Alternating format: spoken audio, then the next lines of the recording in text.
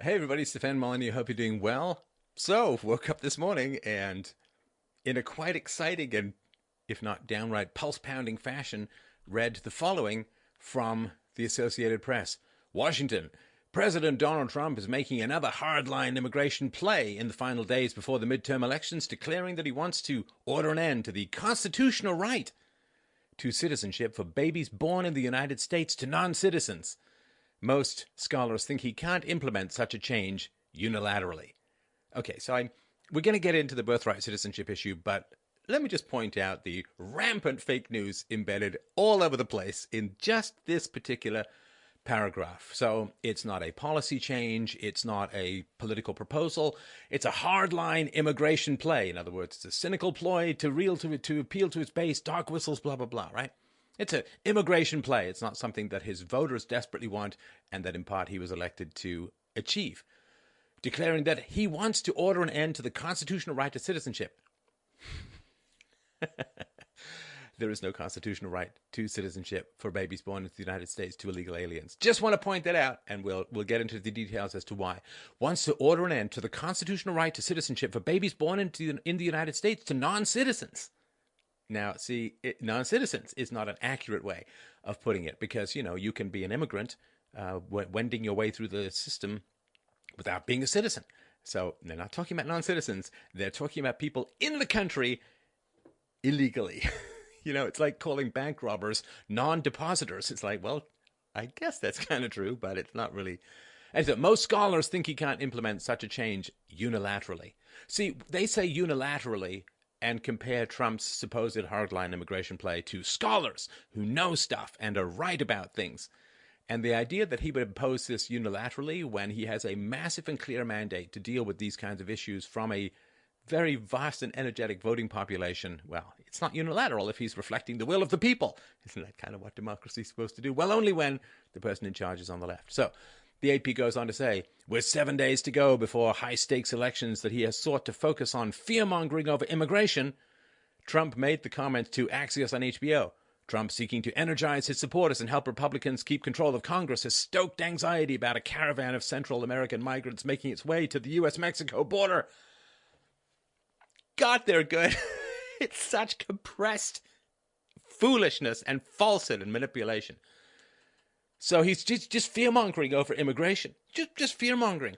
The fact that third world immigrants tend to be enormously unemployed, tend to be enormously on welfare, tend to have very little future and are overwhelming public services and overwhelmingly vote to the left. It's just, there's nothing to be scared of other than facts. So it isn't a fear-mongering. Seeking to energize his supporters. Right, so this is the idea that he's, conducting this xenophobic, paranoid band from hell, from his podium and so on. Stoked anxiety about a caravan of Central American migrants making its way to. He's just stoked anxiety. The fact that there are thousands and thousands of military-age men marching towards the border, a lot of whom seem to have confessed to fleeing places like Honduras because they're fleeing their own criminal activities or accusations thereof. There's no reason to be alarmed, no reason to be afraid. And this is from reporters whose heads explode if a conservative walks in front of their studio or shows up in the backdrop somehow.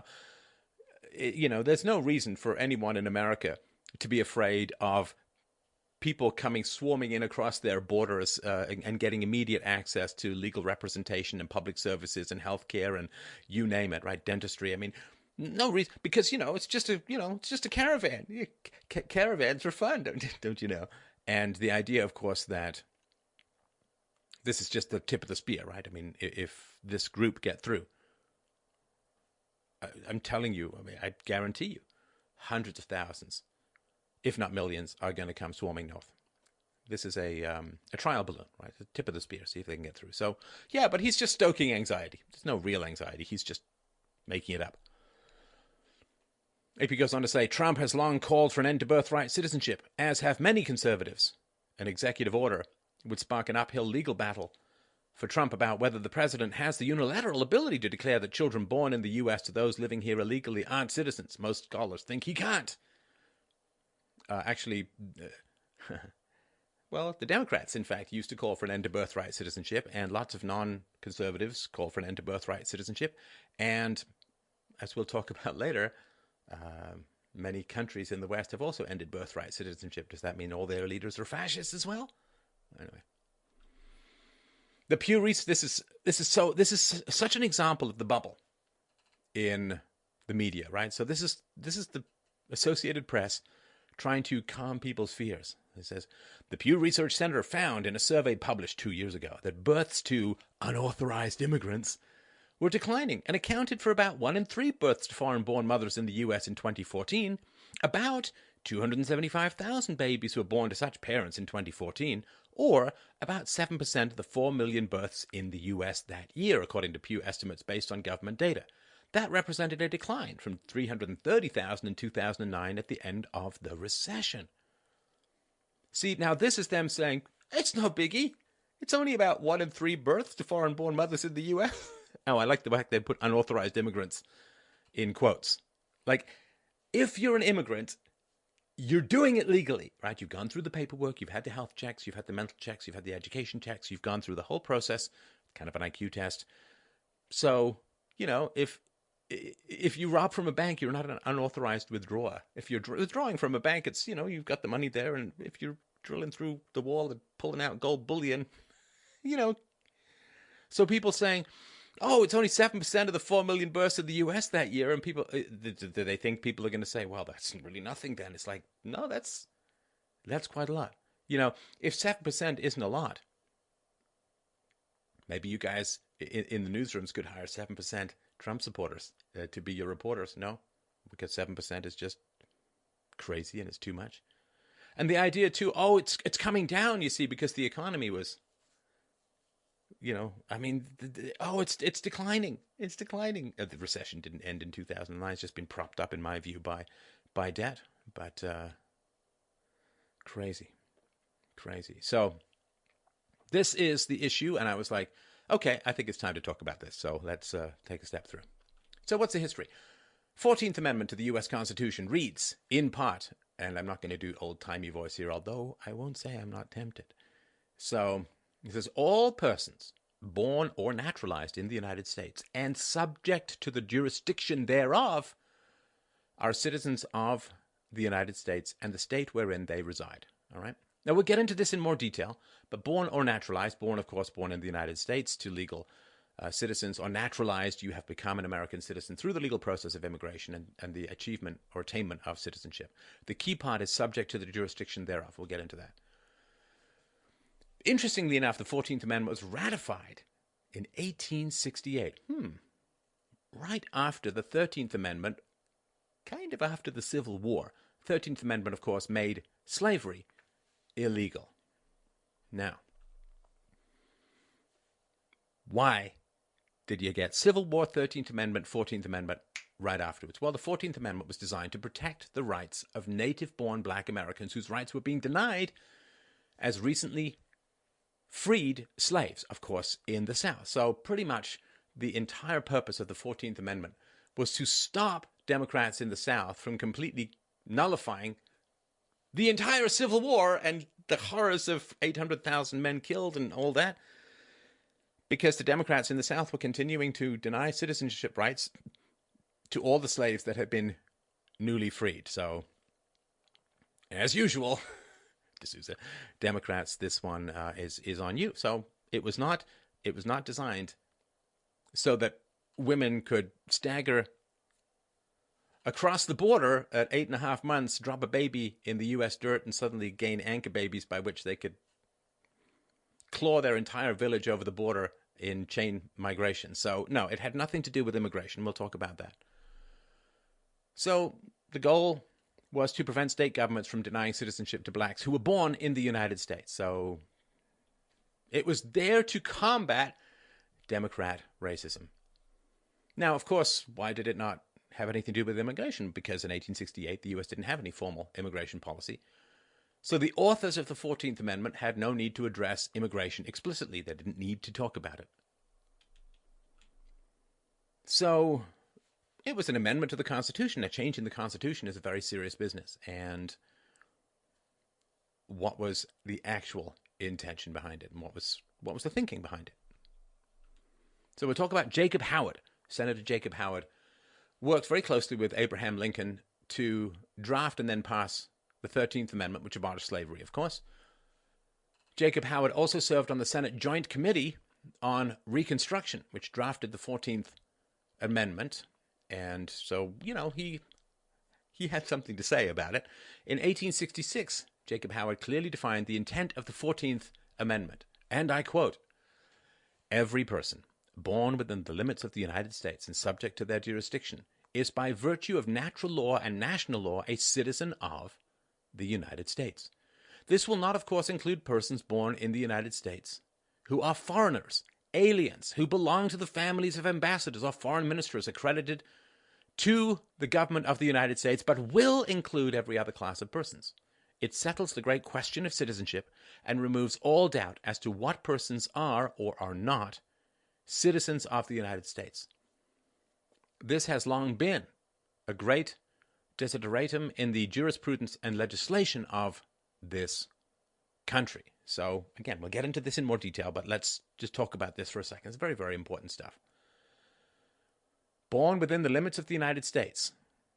So that's geography. Limits means, right, think of city limits, right? So limits just means the geography.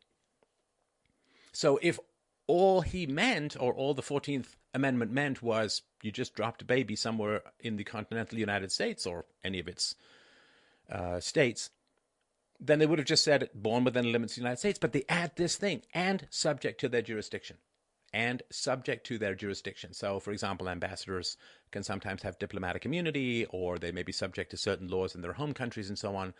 Subject to that. And think of embassies, right? The embassies are considered soil of the other country and so on, right?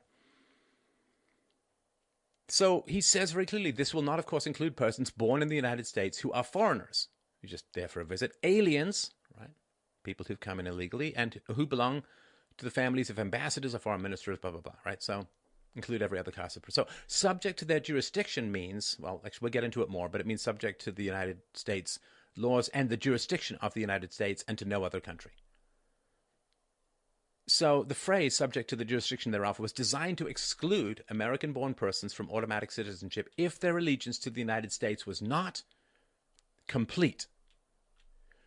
Since illegal aliens are unlawfully in the United States, their native country has a claim of allegiance on the child. Thus, the completeness of their allegiance to the United States is impaired, which therefore precludes automatic citizenship. So this is all very clear from the framer of the... and you can't just make stuff up later. Well, we think he meant this. Just listen to what the man said. That was what was voted on. That was what was passed. That's what has to be accepted. So this idea that there's some constitutional right to birthright citizenship is completely false. I mean, I don't know who these scholars are, but what do I know? So the correct interpretation of the 14th Amendment is that an illegal alien mother is subject to the jurisdiction of her native country, as is her baby. So, all persons born or naturalized in the United States and subject to the jurisdiction thereof are citizens of the United States and the states wherein they reside. So this is called, or could be called, the Citizenship Clause of the 14th Amendment. As I mentioned, jurisdiction does not refer to mere physical boundaries. If geographical boundaries were intended, the framers would have simply used that word limits instead of adding the word jurisdiction. Senator Lyman Trumbull, chairman of the Judiciary Committee, author of the 13th Amendment, was the one who inserted the phrase. And he said, and I quote, "The provision is that all persons born in the United States and subject to the jurisdiction thereof are citizens. That means," he says, "subject to the complete jurisdiction thereof." What do we mean by complete jurisdiction thereof? Not owing allegiance to anybody else. That is what it means. Can you sue, he said, a Navajo Indian in court? Are they in any sense subject to the complete jurisdiction of the United States? By no means. We make treaties with them, and therefore they are not subject to our jurisdiction. If they were, we wouldn't make treaties with them. It is only those persons who come completely within our jurisdiction, who are subject to our laws, that we think of making citizens. And there can be no objection to the proposition that such persons should be citizens. So an illegal alien can't be subject to U.S. laws, fundamentally, because U.S. laws demand that he not be there because he did not enter the country legally, right? Does you understand what I'm saying? A person who enters, like if you go into a restaurant, you can say, seat me and bring me food, and I'll, it's an implicit contract, you're going to pay at the end.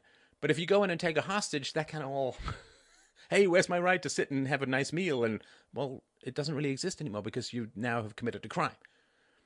So if the jurisdiction of America demands that you not be in the country illegally, then you're not subject to the jurisdiction of America. You're not subject to the laws because the laws say you can't even be here to begin with. Senator Howard concurs with Trumbull's definitions, and I quote, "I concur entirely with the honorable senator from Illinois, Trumbull, in holding that the word jurisdiction, as here employed, ought to be construed so as to imply a full and complete jurisdiction on the part of the United States, whether exercised by Congress, by the executive, or by the judicial department. That is to say, the same jurisdiction in extent and qualities applies to every citizen of the United States now." This is all foundational stuff. So, because of this, only children born to American citizens can be considered citizens of the United States, the people who are there legally. Senator Johnson, speaking on the Senate floor, offers his comments and understanding of the proposed new amendment to the Constitution. So this is back in the day, right? And I quote, "Now, all this amendment, Citizenship Clause, provides is that all persons born in the United States are not subject to some foreign power, for that no doubt is the meaning of the committee, who have brought the matter before us, shall be considered as citizens of the United States."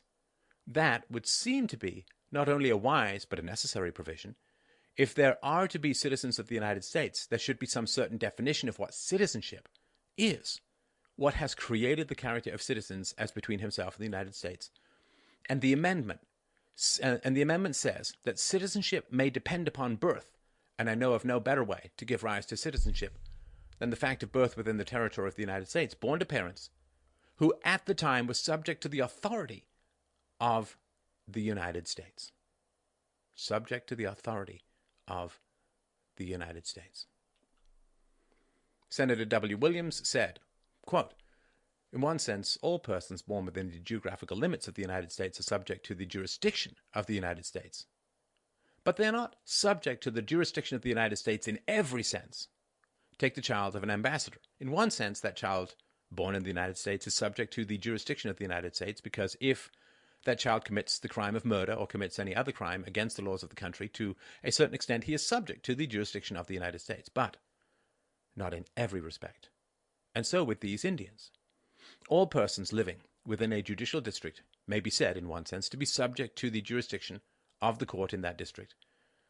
But they are not, in every sense, subject to the jurisdiction of the court until they are brought by proper process within the reach of the power of the court.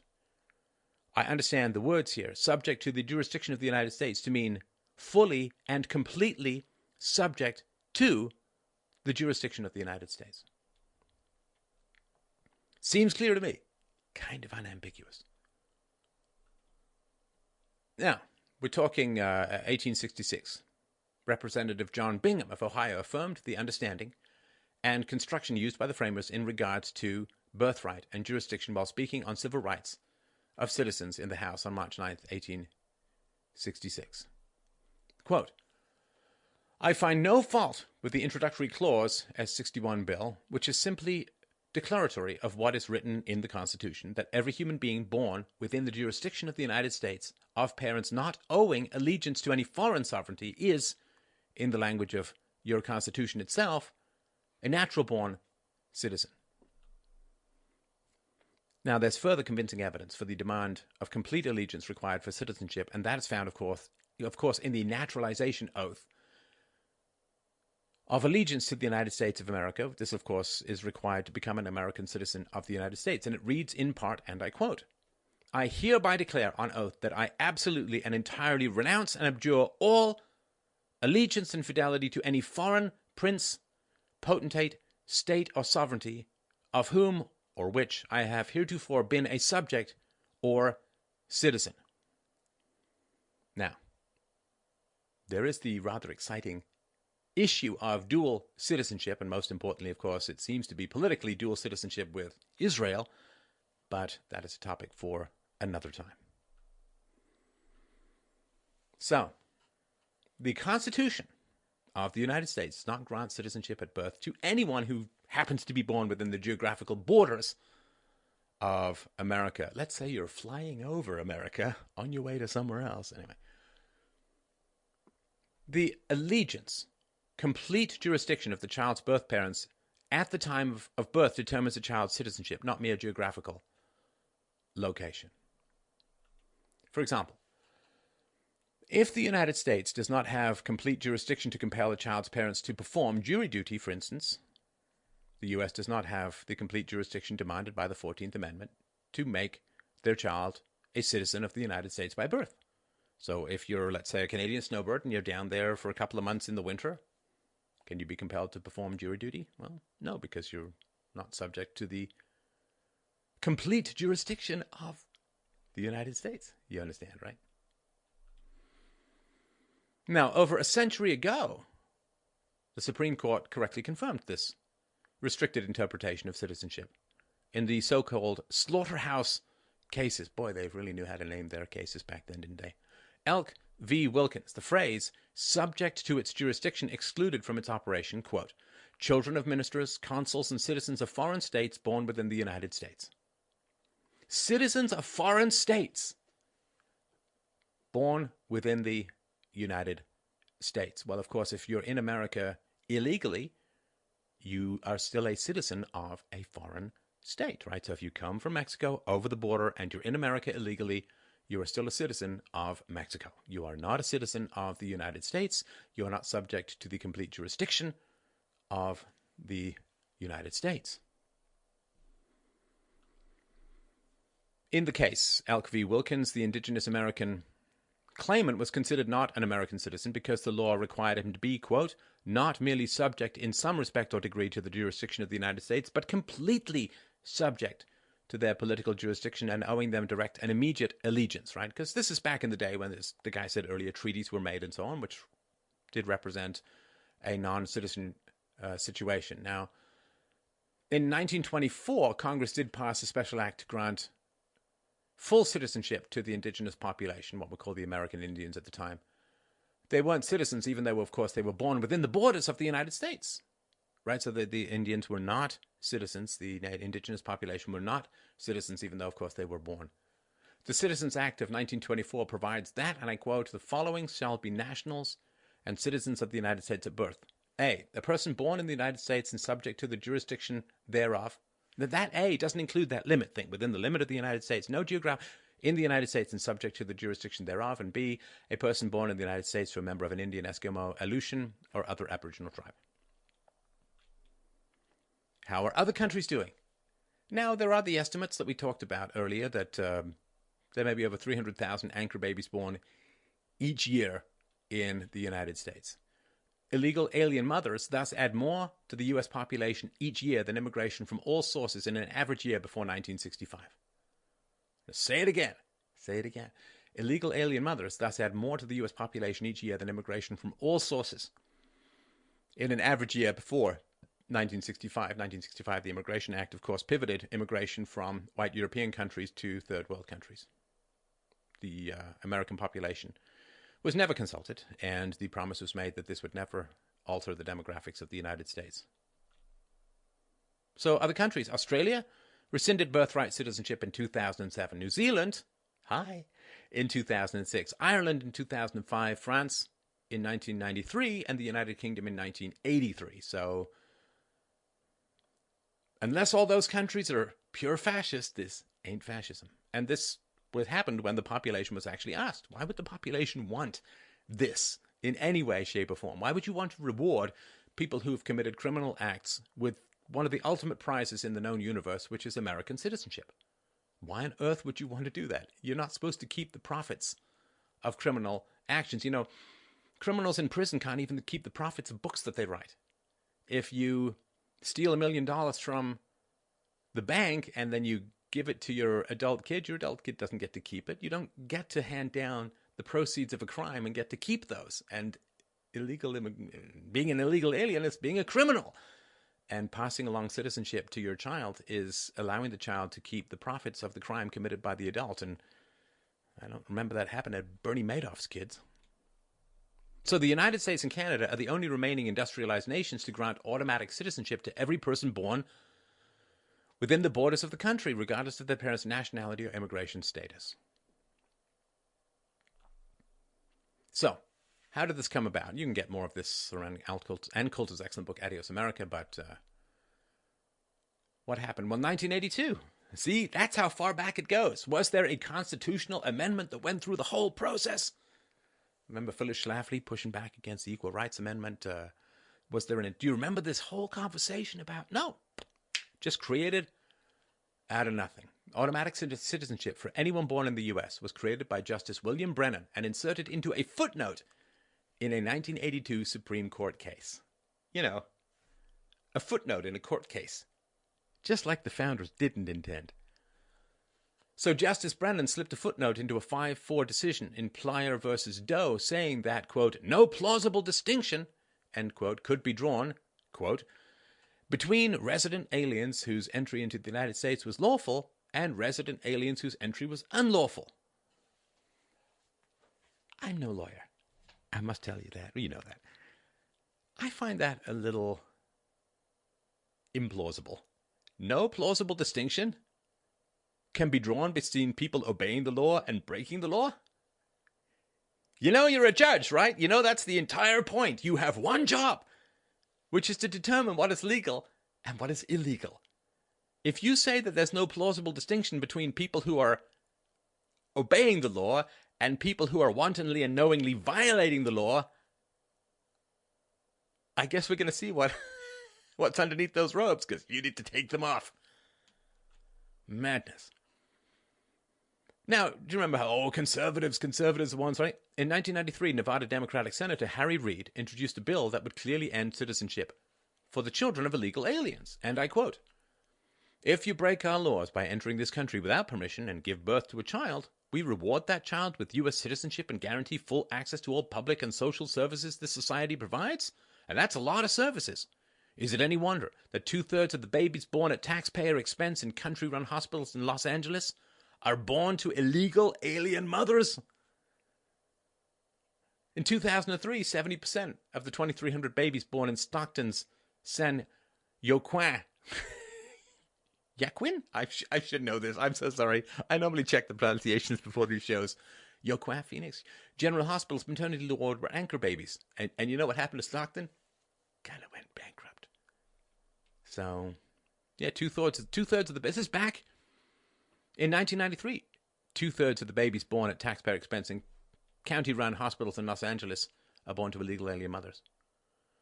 I mean, when I was younger, I had this belief, right? I guess maybe you did too. They live in the shadows. They live in boxes under bridges. No. They go wandering into hospitals and they get government-subsidized health care and send their kids to school. And Judge Richard Posner, the most cited federal judge, wrote a concurring opinion in 2003 with the sole goal of asking, if not downright begging Congress to rethink, quote, awarding citizenship to everyone born in the United States, end quote. Justice Brennan's invented constitutional right, he's referring to this footnote from 1982, he said was luring, quote, illegal immigrants whose sole motive in immigrating was to confer U.S. citizenship on their as-yet unborn children. And you have one of these anchor babies, man, you can just get tens of thousands of dollars in benefits and free stuff. It is jackpot baby, it's also been called. And this is terrible. Terrible. It doesn't exist in the Constitution. It's a footnote, but it's a footnote that's extraordinarily useful to the leftists. So let's just talk about the big picture stuff. From details to the big picture, the general arc and swing of the show. So let's talk about this.